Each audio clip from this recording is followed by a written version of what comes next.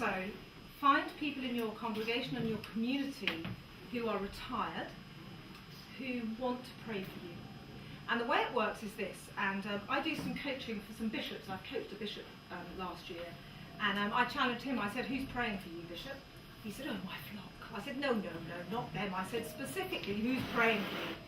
And he didn't have anyone specifically. So what I recommend you do is find people. So Pete and Pam Moss at my church, they pray for me every day, every morning, and I know they do. Gwyneth, one of the Border Patrol, a lady who's known me since before I was born. She knew my parents. She's 98. She prays for me when she's with it enough to do that. And there's a friend of mine who's a nun, who was a nun, and she prays for me devoutly as well.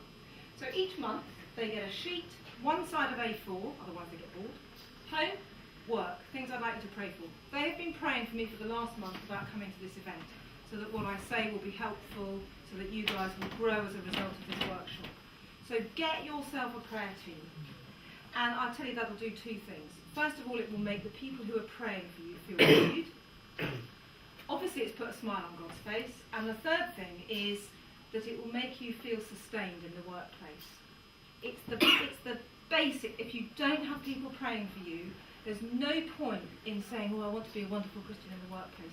Because we live in dark and light, and there's a spiritual warfare going on. And if you aren't being prayed for, you are laying yourself open. The devil prowls around like a lion looking for the next person to devour, 1 Peter 5. So you need to be prayed for. That is rule number one. If you do nothing else as a result of today, I urge you to get people to pray for you. Prepared to do that? See, the thing about this workshop is, when I was a kid, we used to say the first sign of madness was looking for hairs on the palm of your hands. Now, the second sign was finding them, obviously. But now, the first sign of madness is thinking things will change, but not changing anything. So if you leave this room and you do nothing different, nothing will change. And alive, you lot know that more than anyone else. Speak. You know the whole thing. But with regard to your own personal faith, if you change nothing, nothing will change. So think about the one thing that you're going to do that might be slightly different. Is there a difference between a vocation and a job? Okay, we're going to answer this as a group, because as I said earlier, I don't have all the answers. What do we think? Let's just open this up for a moment, because you've heard enough of me for a moment. Is there a difference between a vocation or a job and a job? What do we think? Maybe sometimes you need to do your job to enable your vocation. Sometimes you may need to do your job. What is a vocation? Let's describe what a vocation is. Help! I think vocation is about the whole of your life, which obviously includes work. And as far as paid work is concerned, then I think it's got something to do with fitting into the whole vocation. Okay, good, that's helpful. Anybody else want to add anything to that? I confess to finding the word vocation really, really hard. Vocation traditionally has been doctor, nurse, teacher, I think. And I don't find that very helpful. Traditionally, if you were a Christian, you were meant to go into the caring professions. Well, I'm an executive business coach, earning a lot of money with a lot of corporates, and I believe that I'm in a very caring job. But I'm not a doctor or a nurse or a teacher. Actually, I'm an educator. So I'm not sure that there is a difference between a job and a vocation. I think we're called to be someone, and we know that work is part of who we are. God says we will work. Adam and Eve, even before the fall, there was work. And so work is a big part of who we are. And to keep it in context, it's looking about the work-life balance. But I would say you're called to where you are at the time. I don't think very many people have a big calling to do a massive thing and rule the world.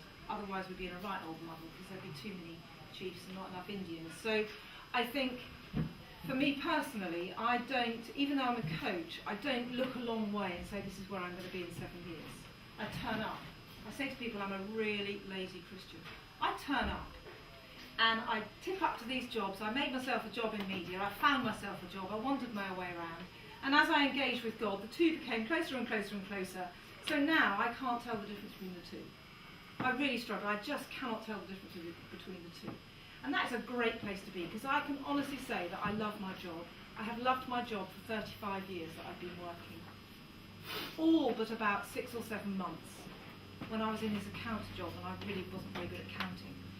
So, you know, I love my work, and I would say if that's how you describe vocation, that's what vocation is.